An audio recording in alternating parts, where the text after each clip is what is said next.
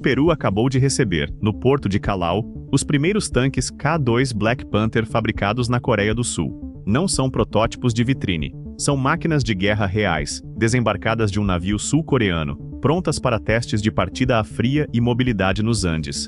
E o acordo por trás dessa entrega já prevê 54 tanques e 141 blindados, num contrato avaliado em mais de US$ 1 bilhão. Enquanto isso, o Exército Brasileiro segue operando o Leopard 1. Um projeto concebido ainda nos anos 1960. A pergunta que fica no ar é simples: como um vizinho historicamente mais modesto em poder de fogo terrestre chegou na frente do Brasil nessa corrida?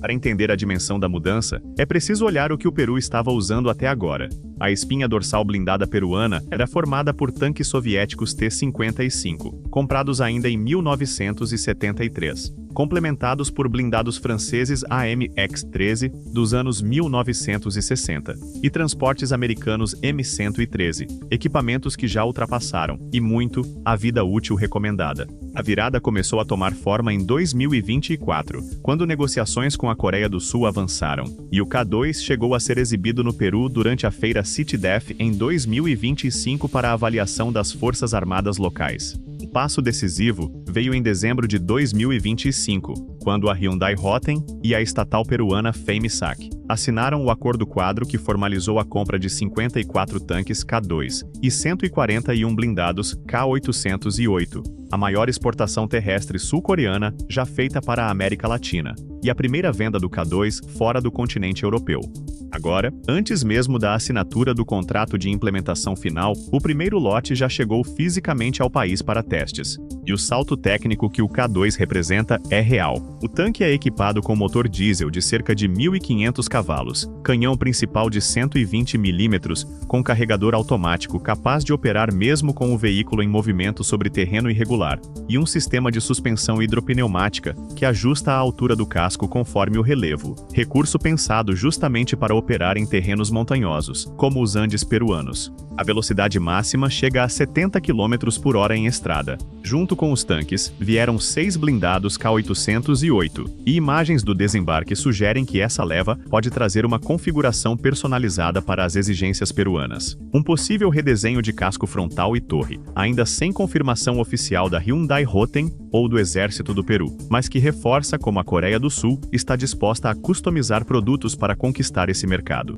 O pacote peruano também inclui sistemas de foguetes Pulse da Elbit, co-desenvolvimento de submarinos com os sul-coreanos e negociação por novos caças. Um movimento de modernização em várias frentes, não isolado. Do lado brasileiro, o cenário é mais nuançado do que parece à primeira vista, mas o problema central segue de pé. O principal carro de combate pesado do Exército Brasileiro continua sendo o Leopard 1A5BR, uma plataforma concebida nos anos 1960 e comprada usada da Alemanha nas décadas seguintes. A saída de linha do Leopard 1 já foi decidida, mas o substituto ainda não. Dentro do programa Nova Couraça, candidatos como o CV90-120 seguem em avaliação, sem decisão final. A aposta imediata é revitalizar 52 unidades do Leopard para mantê-las operacionais até 2040. Vale lembrar que o Brasil também investe pesado no Centauro 2, um caça-tanques 8x8 com canhão de mesmo calibre do K2, 120 mm, e contrato já fechado para quase 100 unidades. Mas é bom não confundir as coisas. O Centauro 2 entrega poder de fogo, não a blindagem pesada de um carro de combate completo. Ele é feito para apoio e mobilidade, não para substituir um MBT em combate direto. Ou seja, no quesito específico de carro de combate pesado, o Brasil segue sem uma resposta nova, enquanto o Peru já testa fisicamente a próxima geração em solo peruano. Não é a primeira vez que um vizinho sul-americano acelera uma modernização enquanto o Brasil discute orçamento e prazos, mas é a primeira vez, em décadas, que esse vizinho é o Peru, historicamente um passo atrás em poder blindado. Se o contrato final for assinado nos moldes anunciados, o equilíbrio de forças terrestres na América do Sul muda, e muda em silêncio. Deixamos para vocês. O Brasil ainda tem tempo de reagir, ou essa corrida já foi perdida para a vizinhança? Comenta aqui embaixo. Inscreva-se no canal e deixe seu like.